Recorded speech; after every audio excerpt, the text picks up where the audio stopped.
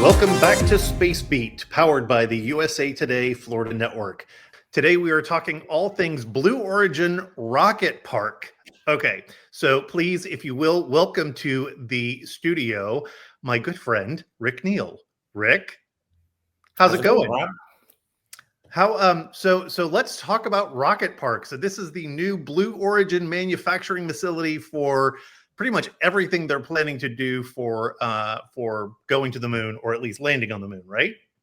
Well, yeah, it's that is the name. I just noticed it a couple days ago. I'd never heard the term rocket park, but Blue Origin has been uh, opening its like offering a peek behind the curtain, so to speak, the past few days.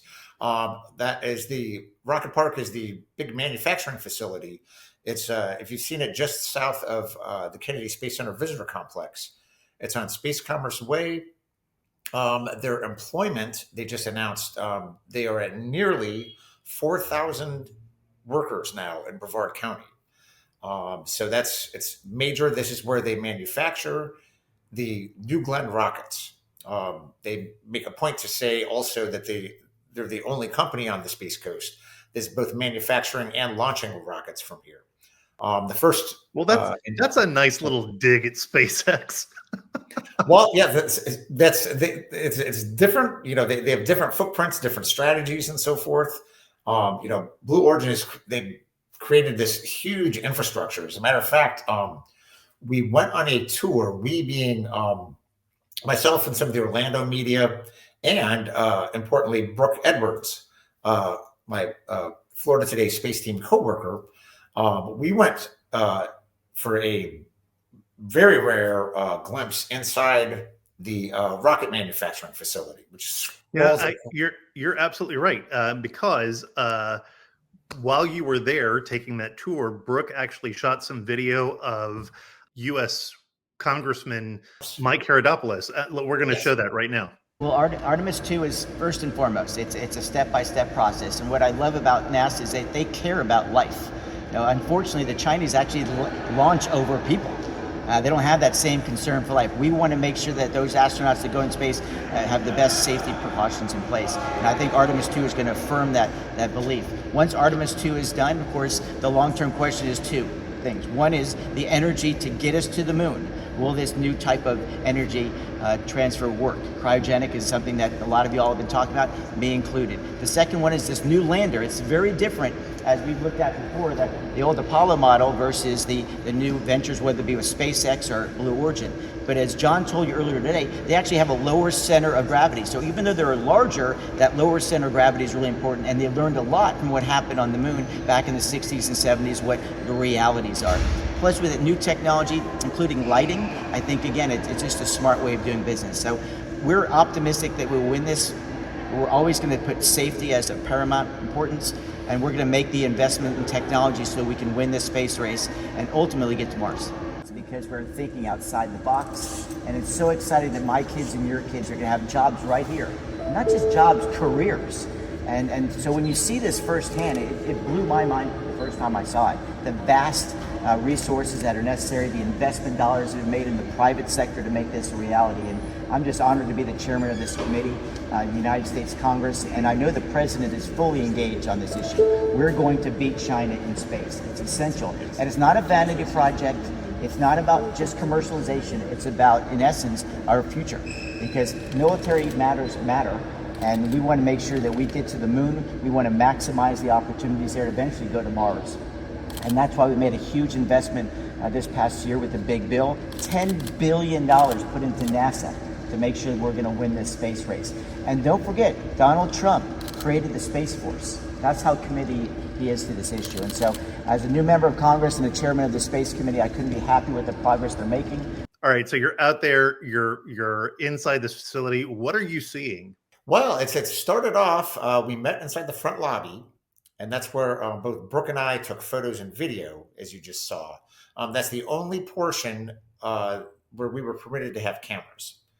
That includes phones, that sort of thing. I was allowed to continue with my digital just audio recorder and just taking notes on a piece of paper. But from the lobby, we proceeded. They have a couple elevators. We went up to to kick things off. went up to a like an observation deck overlooking the factory floor, and there you see all these different components. And by the way, the new Glenn rockets are a little over 320 feet tall each, so they are among the largest rockets in American history. They have one thing the Blue Origin mentions, or they love to highlight, is that the fairings, that being like the nose cone that pops apart in space and then the payload is released, that those fairings are 7 meters in diameter. So that is a large. You can fit large objects in there. One of them, you can see it is prominent in the lobby. You can see it in the background. That's it's a full-size 31-foot mock-up of the Blue Moon Mark I moonlander. So those are being developed for future Artemis missions. Yeah, let's talk about that for a second. Okay, so there's been I've seen a lot of chatter online right now about how we would have already landed on the moon if it wasn't for SpaceX. Like SpaceX is holding us back in getting us to the moon. I did not realize that we were still in competition for moon landers. So Blue Origin is developing their own moon lander at, I think you said, I think in your story, Lunar Plant 1? Well, these are things that I'm glad Blue Origin is sharing this information in more detail. The first version, which could launch as early as later this year on its first mission, a test mission, those are manufactured in Cape Canaveral, close to the port. Now, during the tour, we were shown it's a new building. I noticed it was being constructed and painted. This is, if you're driving on Space Commerce Way, it's sort of like behind and just south of the new parking garage. But this is, I wrote it down to make sure, Lunar Plant 1. And you can see like the Blue Origin leaf on the side. That is where 1,500 to 2,000 workers will be working. It just opened 2 weeks ago. It was built in less than 18 months. And this is where the larger Mark II lunar rovers, I'm saying rover, this is a lunar lander. As a matter of fact, the first Mark I mission that could occur this year, that will include a rover with it. But this is the lander where astronauts would descend from orbit into the moon's surface. Right. Let's talk about that for a second. So Mark I is cargo and Mark II is humans, correct? I think that's correct. I think that's what I read from Blue Origin this week. Yeah. Is that Lunar Plant 2 is going to be building the Mark I's that are taking cargo up, and that Lunar Plant 1 is constructing the Mark IIs. It's really bizarre. It's really crazy, yeah. Plant 1 is constructing Mark IIs, but Plant 2 is constructing Mark 1s. Yeah, and I don't know about the cargo portions of that also. I'm sure they're all going to be robotic for a while, at least. Well, I mean, that would make sense if they're launching a rover on a Mark I, because that would be your cargo carrier, and that's definitely what that is. Along with God knows how much other equipment and stuff. Yes, yeah. When are we launching this rover, and what is it called, Rick? The rover, it's a NASA rover called Viper, and that will be launching along with a Mark I cargo lunar lander. And it's a lot of stuff to keep straight reciting this, but Blue Origin hopes to launch that later this year. And again, that's targeting the south pole of the moon. That is with the race to the moon with China that the United States is in. The South Pole has been deemed a critical region because that's where, with lunar ice, that's the number one target as far as being able to extract the liquid and oxygen to make rocket fuel. Right. So, and I think we may have talked about this before, but one of my favorite authors is Arthur C. Clarke. 2001: A Space Odyssey, and in the follow-up book 2010, he accurately predicted back in the 80s, 90s that we would be in a space race with China, and that it would be all about water. That water would be the key component to fuel in space. So, landing in the South Pole, trying to find that lunar ice makes total sense. What is the manufacturing capability like? What are we looking at so far as how many landers are they going to be cranking out? What do these things cost? That kind of detail. They've not released detail on that yet. They being Blue Origin, like not real specific. But as far as the New Glenn rocket components themselves, they are definitely cranking up the production. I don't recall the numbers off the top of my head, but they're like looking at doubling much of the production compared to this past year. Now with New Glenn, they had their initial launch in mid-January, considered a success. The booster did not land on the drone ship, but it was, that would have been practically miraculous, at least as far looking at the history of other space companies. So they've been working on New Glenn for making a lot of refinements over these past months. And now it was during the NASA IMAP webcast last week, I believe, one of the officials said that the next New Glenn launch is targeted for late October, potentially first week of November. And that will be the Escapade mission. NASA is going to launch on the New Glenn its twin Escapade spacecraft that will head to Mars, and they will be studying the Martian magnetosphere and seeing how the solar wind interacts with that. So that's the first, or our next New Glenn launch would be number 2. But by all accounts, from talking with the company officials, they are definitely planning and creating the fairings, the various tanks, all the componentry for many more New Glenn rockets for the immediate future. Rick, let's talk about this for a second. So we've got New Glenn, and we've got the landers that Blue Origin's working on. How does that compare to SpaceX and Starship, and what Starship is building and proposing? Well, Starship remains in the formative flight test stage. They've got the 11th. Flight test. Well, we're not hearing about New Glenn rockets exploding. So, but literally, so New Glenn is now tested and it's proven.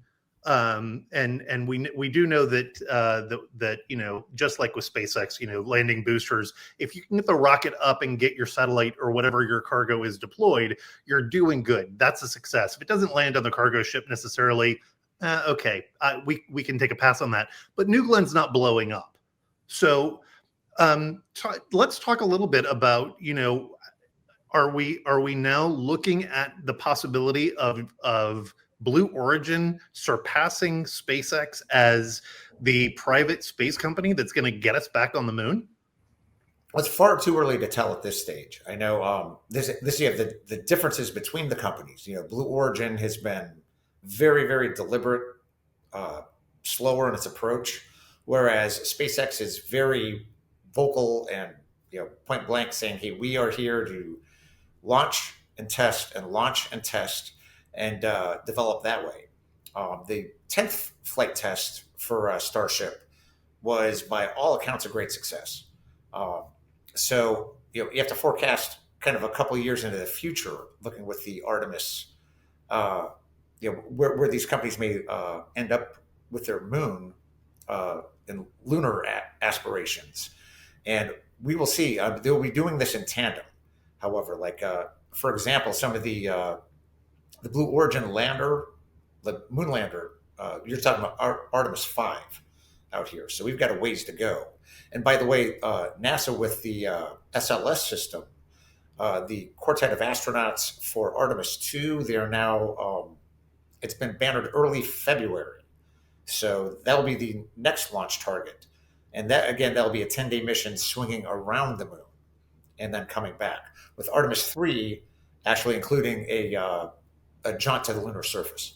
All right, Rick. So what else is coming so far as Blue Origin's concerned in North Brevard County? Well, in North Brevard, the Titusville City Council just approved a Blue Origin major light manufacturing expansion. And this is at it's an existing warehousing trucking facility that's off Grissom Parkway, just like southwest of Tycho, or Space Coast Regional Airport. Blue Origin, they have a 3-phase remodel of the current facility then potentially add 2 more expansion phases, bumping up to 372,000 square feet, I believe. And that they'll be looking at roughly 100 employees there. So it's, and again, at least what has been released, looking at the Titusville City Council agenda documents, doesn't get into specificity on what program that may or may not be, or if it's multiple programs. But it'll be a light manufacturing facility for Blue Origin. And that will help certainly supplement the other programs that are underway on the Space Coast, at the rocket park. If I'm thinking about this correctly, with Blue Origin having all of its manufacturing, its rocket building, its lander building and testing, all of that right there around the Space Center, within Titusville and Merritt Island and the greater Cape area, that kind of eliminates the need for what NASA has needed for years and what SpaceX, I believe, has needed for years, which is the barges to ship the stuff in, correct? Well, that's a strategic move on Blue Origin's part. They have their launch complex. They invested more than $1 billion into rebuilding a Cape Canaveral Space Force Station. And I believe Rocket Park is about 8 miles away. So that is a far shorter, truck drive, so to speak, various wheeled vehicles to move the rocket components over there for stacking and so forth. Even if you were to, float, so to speak, various components, if you prefer, like through Port Canaveral, far less than, some of the NASA's components off the top of my head, and the giant Pegasus barge. Those come in to Kennedy Space Center from Alabama, and areas such as that, swinging through. It's a long voyage sort of thing. So yeah, that's a deliberate. It's a deliberate strategy on Blue Origin's part. I mean, that's got to be cost savings, because that's the SLS rocket comes in that way, correct? Yes, the we've been out there before, watching the Pegasus come in right near the KSC press site, and then it's like a day-long operation of getting all these people working and carefully moving, sections of the rocket over, creeping along into the nearby vehicle assembly building. Rick, I just want to say thank you for everything that you do, as well as everything that your colleagues Brooke Edwards and Eric Legata do to keep us informed of all things space. No problem. I love it. That's going to do it for this episode of Space Beat. Be sure to join us again next week. And as always, click the subscribe button so you never miss one of our space videos. See you next time.